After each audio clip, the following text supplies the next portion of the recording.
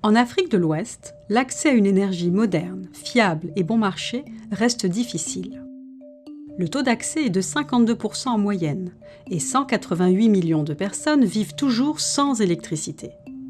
Dans la plupart des pays, l'approvisionnement énergétique n'est pas fiable, avec des coupures d'électricité durant environ 80 heures par mois, ce qui représente pour les entreprises une perte de chiffre d'affaires de 5 à 10%.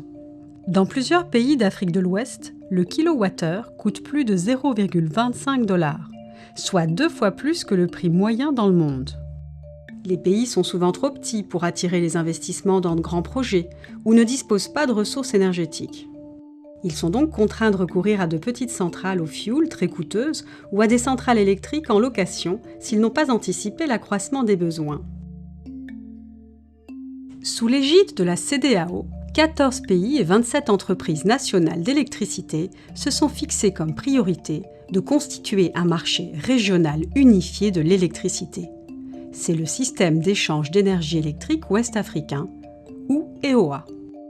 Son objectif est de promouvoir et développer les infrastructures de production et de transport d'électricité, mais aussi de coordonner les échanges d'énergie entre les pays membres de la CEDEAO et plus largement en Afrique de l'Ouest. L'EOA assure l'interconnexion physique nécessaire aux échanges d'électricité entre les pays disposant de ressources énergétiques bon marché, non polluantes et abondantes, et ceux qui n'en ont pas, et entre les pays disposant d'un bon cadre d'investissement et ceux en situation de fragilité. Dans la région, 6,3% des échanges d'électricité ont lieu entre les 10 pays qui sont déjà interconnectés. 3 pays, le Bénin, le Togo et le Niger, dépendent lourdement des importations pour couvrir leurs besoins en électricité. Les principales interconnexions seront en place d'ici le début des années 2020, ce qui permettra le transport d'électricité depuis Dakar au Sénégal jusqu'à Lagos au Nigeria. D'après les estimations de la Banque mondiale, les échanges d'énergie en Afrique de l'Ouest devraient permettre d'économiser entre 5 et 8 milliards de dollars par an, car l'électricité produite à un coût élevé dans un pays pourra être remplacée par des importations moins coûteuses en provenance des pays voisins. Les échanges d'énergie rendent l'électricité plus abordable en permettant à tous les pays de bénéficier de ressources qui sont produites au coût le plus faible de la région. Dans un grand nombre de pays d'Afrique de l'Ouest, le commerce de l'énergie pourrait réduire au moins de moitié le coût de l'électricité. Les échanges d'énergie rendent l'approvisionnement plus fiable en permettant aux pays producteurs de fournir en urgence de l'électricité aux pays confrontés à une pénurie, par exemple à la suite d'une sécheresse.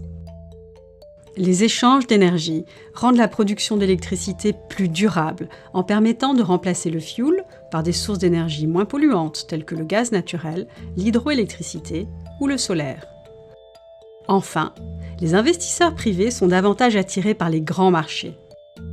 La création d'un marché régional unifié de l'électricité en Afrique de l'Ouest nécessite donc une infrastructure reliant les pays entre eux et une collaboration entre les pouvoirs publics, les régulateurs et les entreprises d'électricité, au niveau national et régional, pour la mise en place d'un cadre institutionnel et réglementaire.